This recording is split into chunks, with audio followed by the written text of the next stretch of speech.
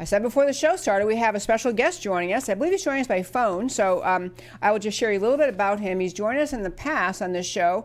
I think not since 2017. I looked back in my voluminous records about this show. I think it was 2017. But Rich Higgins is a former member of the National Security Council. One way he describes himself, and I love this terminology, political warfare strategy. He is someone who thinks about how ideas are fought as political warfare, and we're going to talk about that in the context of the coronavirus. He's an expert on the nexus between theological doctrines and information age unconventional warfare. Spent 20 years combating terrorism on behalf of our country. From 2011 to 2013, he managed a classified project for Special Operations Command. From 2010 to 2011, he served as a chair of Special Operations and Low Intensity Conflict at the National Defense University. He formed the Department of Defense's Irregular Warfare Support Program Office. This is a guy who thinks deeply about many things. Actually, you'll soon discover many things, but thinks deeply about warfare and the warfare of ideas and political warfare in our country. Formerly served in the National Security Council, and joining us today to talk about where we are in our battle in America with the coronavirus. So I believe we have Rich Higgins on the line. Hi, Debbie. How are you? I am well, and I'm happy to hear your voice. Very well. How are you doing? I'm great. Looking forward to talking to you again. It's been a while.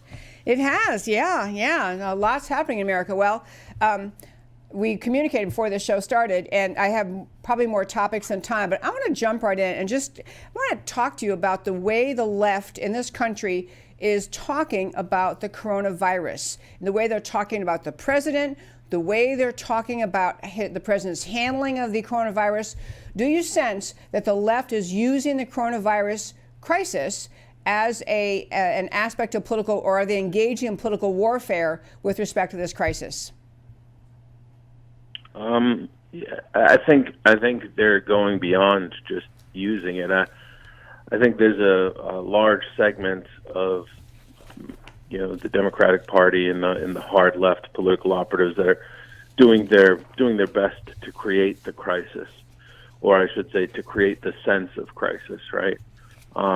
And you see it, through the mainstream media. You see it with the selective reporting, taking quotes out of context from presidential briefings, and so on and so forth. So, we've become used to it. We've seen now 3 years of this, incessant lying and deception coming from them, and the real issue here is that it's so destabilized our sense of trust in the information that we receive, that we're receiving, that we have a hard time knowing if our reaction is even appropriate, given the information sources that we're forced to consume via the mass media. And that's one of the things that I think concerns me the most about this, is that there's this sense of almost who to trust, right?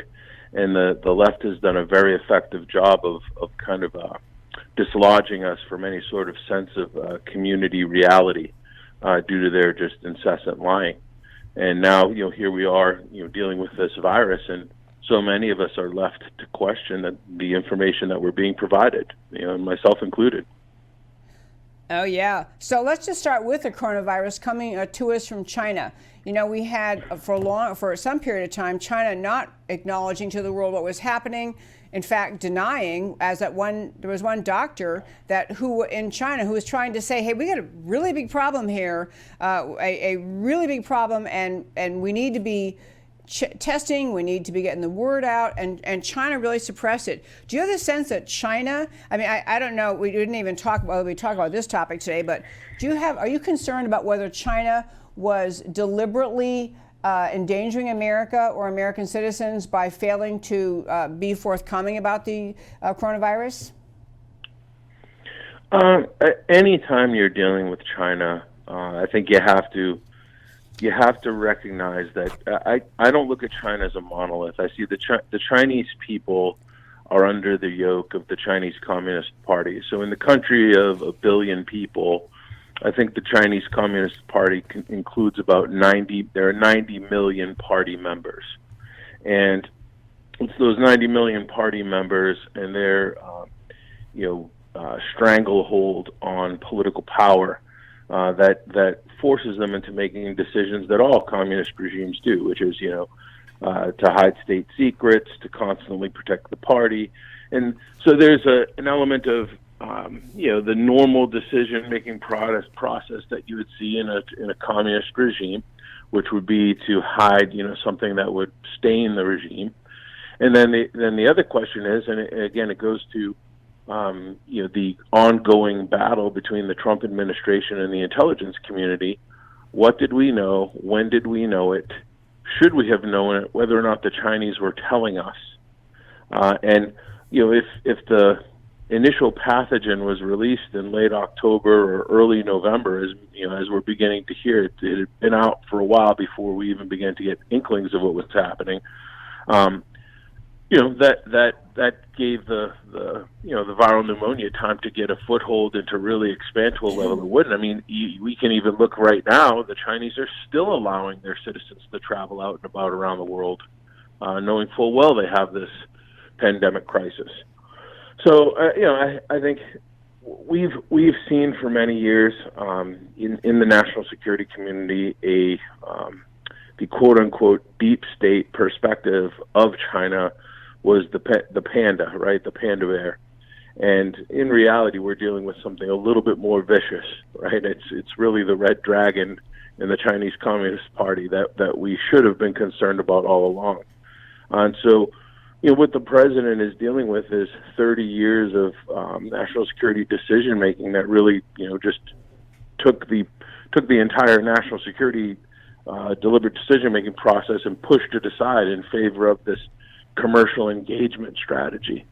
And the thing that I derive most from this entire series of events is that President Trump's foreign policy positions vis-a-vis China have been completely validated by this series of events, whereas he was one of the first to express some real doubt about the way we were dealing with the Chinese communists. And it'll be interesting to see over the next couple weeks how this actually unfolds from a geopolitical perspective, never mind the domestic security, biological pathogen threat side of things. Just the geopolitical aspects and the geopolitical economic aspects of this are really going to be something to watch.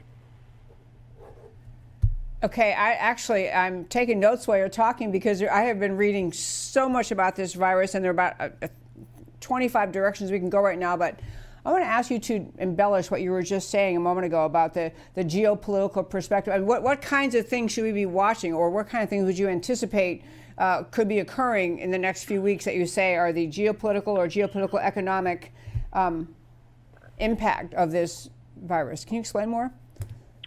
Well, I'll start with the classic steps that I think we should be looking for are we need to go back and revisit the data from October, November, December, January, and see what we know in terms of the deliberate decision-making process that the Chinese followed. We have to assume, again, this is from an intelligence and strategy perspective, we always have to assume that the most dangerous course of action is the course of action that we're dealing with. That would be an intentional release of the pathogen. Okay. The most likely course of action would have been that it had an accidental release. And then whether it was the most dangerous, the intentional, or the most likely, the accidental, the follow-on decisions made by the Chinese Communist Party, subsequent to the actual release. So as you start working out your way through these, through that decision matrix, that's gonna force us into recognizing this is a national security imperative. You're going to see nation-state level decisions being made, not just related to the decision as to whether or not we perhaps hold China financially accountable or what happened, but possibly moving towards the decoupling of our entire political economy from China, right? And we'll probably end up somewhere in the middle where we won't entirely displace from the Chinese Communist Party, but we'll begin to move and transition back our entire defense industrial base, our microchip manufacturing. We're hearing a lot about medicines and chemicals that we're dependent upon from China. These are going to be huge political economy decisions. Geopolitically, we're going to have to revisit China's role, in these international bodies. For example, the World Health Organization, the United Nations. I mean, if we can find or deduce that there was an intent to allow this, this viral pneumonia to go out and infect the other countries of the world, that's going to cause a lot of their ongoing international efforts. Their One Belt, One Road, their China 2049 strategy, the Southeast Asia Development Bank. All of these big efforts that the Chinese government has had underway are going to have to be looked at again closely.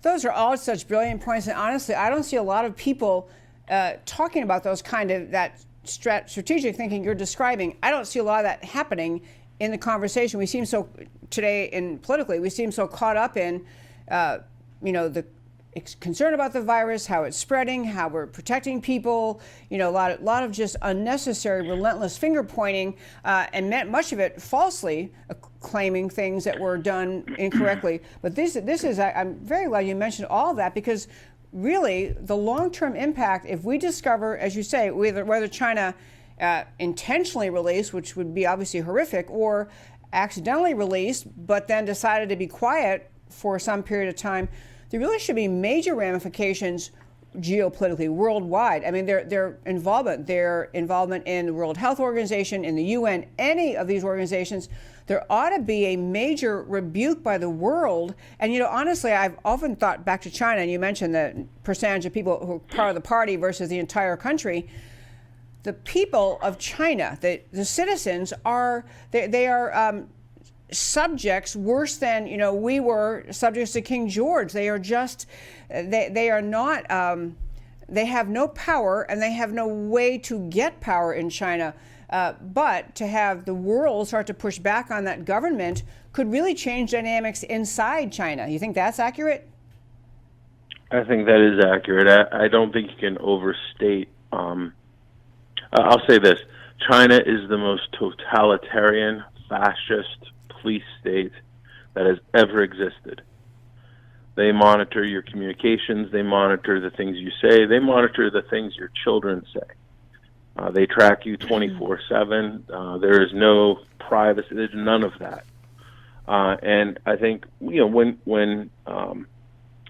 we were making our deals with them, particularly following China's entry into the World Trade Organization circa 2000, 2001, we just kind of looked past that, right? We saw a large source of relatively low-cost labor that could help some of our corporations, and the political and ideological consequences of partnering and empowering them were just glossed over very hastily.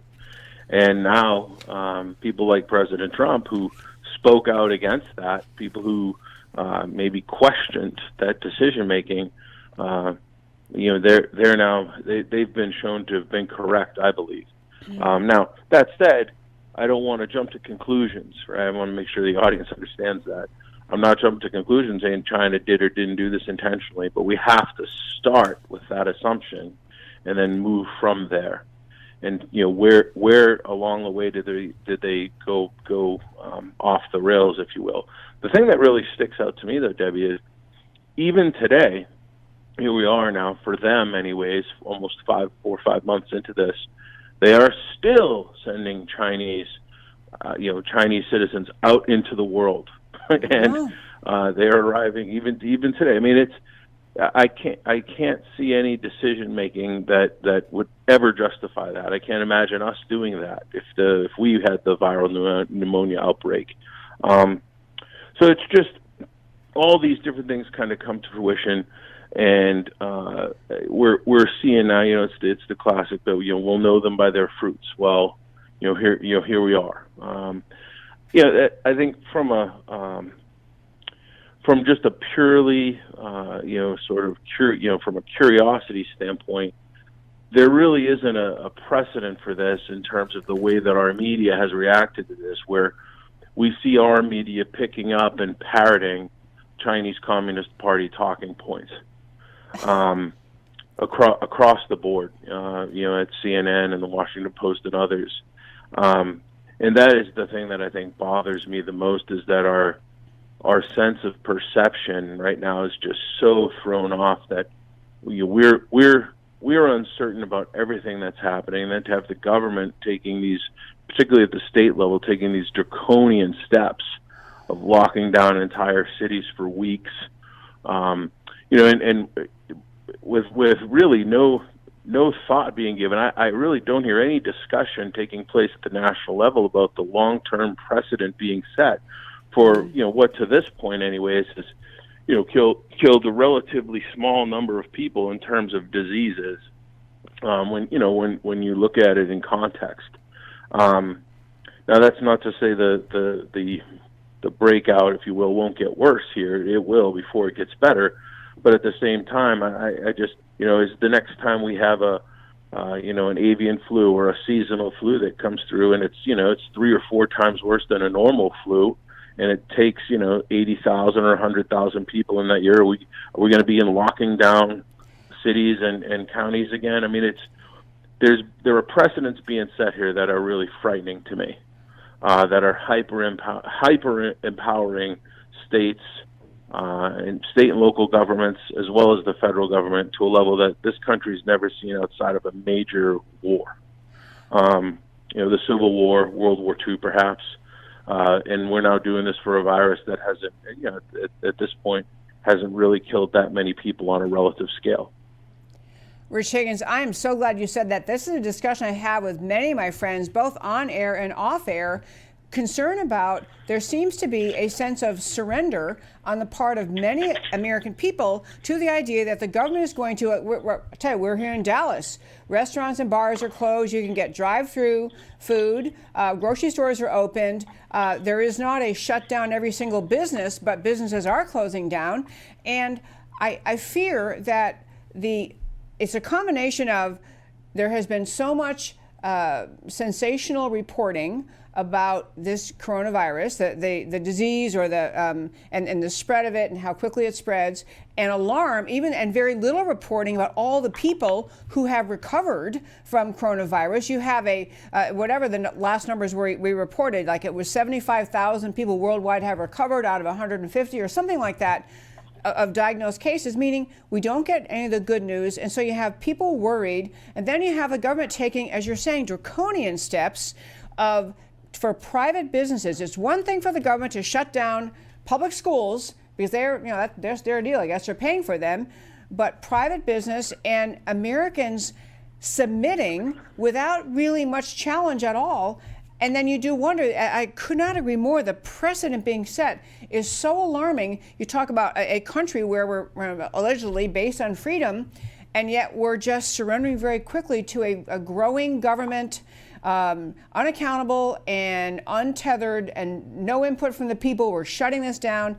And there's a little bit too much submission, a sense of submission on the part of the people. I'm so glad you said that. Actually, I don't know what we could do about it, but it does seem like in America, there will be ultimately some people saying, wait a minute, I'm not going along with this. And I'm kind of hoping that happens, a little bit of pushback against these draconian measures.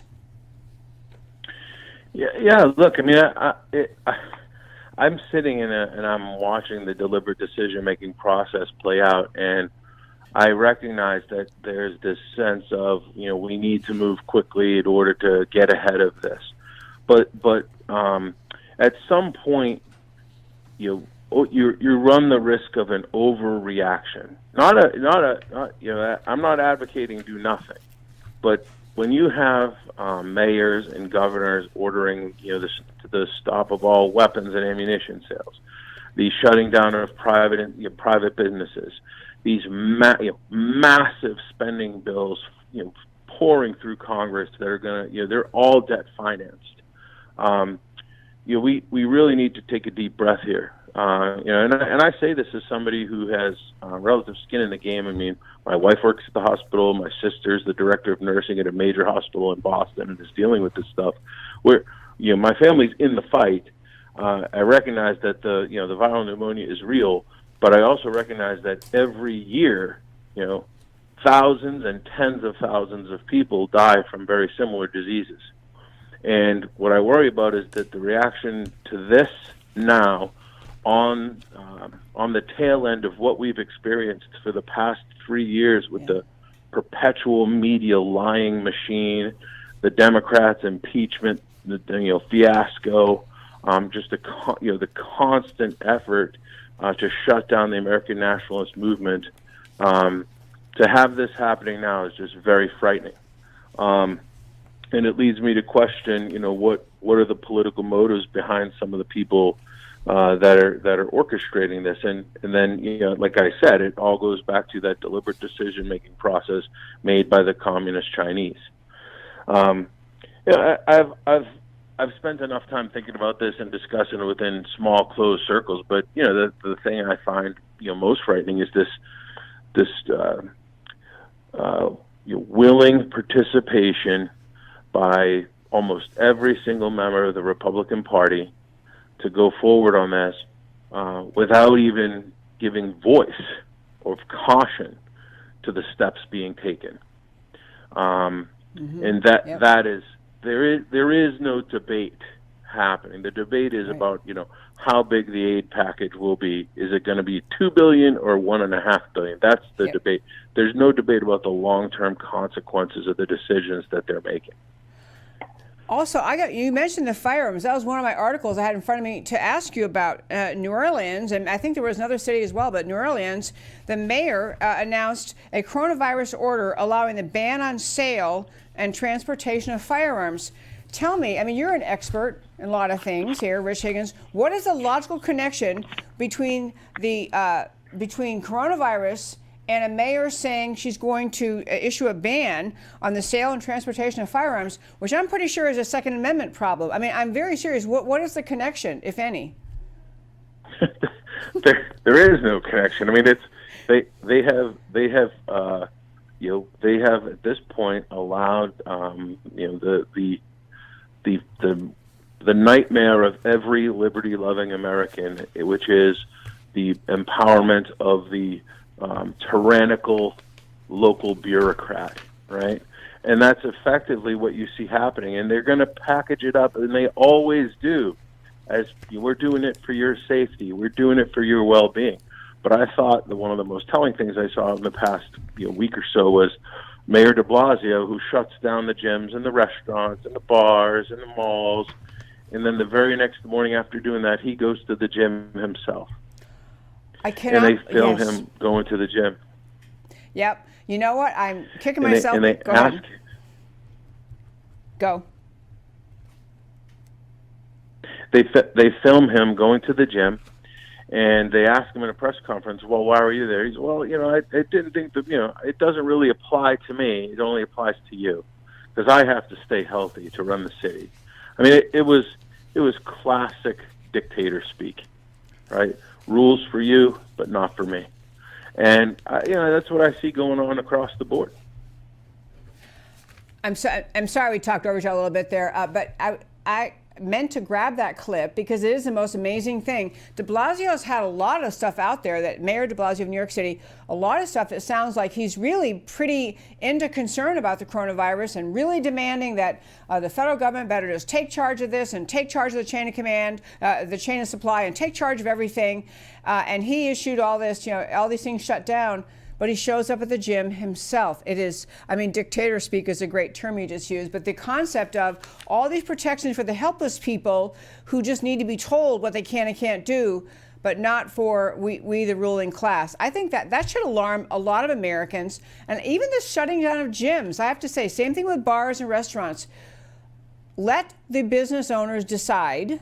Let the individual citizens decide. If I were in the age group of concern or had pre-existing health conditions, I might decide to stay home. But this whole idea of surrendering your right to decide to participate in private, it's your right to assembly, it's the right of commerce in this country, shut down with barely a whimper out of the private sector. Very, very alarming.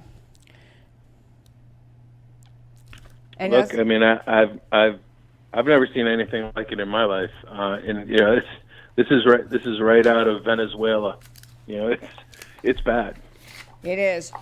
Well, all right, Rich Higgins. First of all, we didn't even talk about. I do want to. Well, we're almost out of time. I know. I want to hit one quick thing. You said a long time ago, at the beginning of our interview, you talked about the ongoing tension or battle between President Trump and the members of the national security community. And I know that you were on the National Security Council. He's cleaned out a bunch of people recently, let numbers of people go because the National Security Council gotten so large and unwieldy and frankly disloyal to him.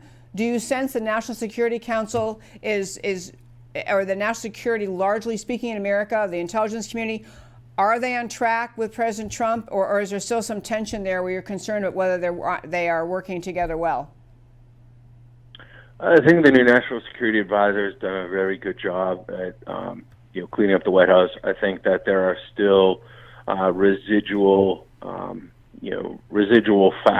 call it residual factionalism inside the national security community, and we're reaching a point where the tension there is coming to a level where it's kind of normal, right? Where you may have policy disagreements or prescriptive course of action that aren't aligned. And that those internal policy fights can happen. That's okay. I'm comfortable with that. I'm not seeing the same seditious, subversive behavior that we were seeing in the past, though. So that's a good thing. That is credit to President Trump for acting, and credit to Robert O'Brien for helping him to clean it up.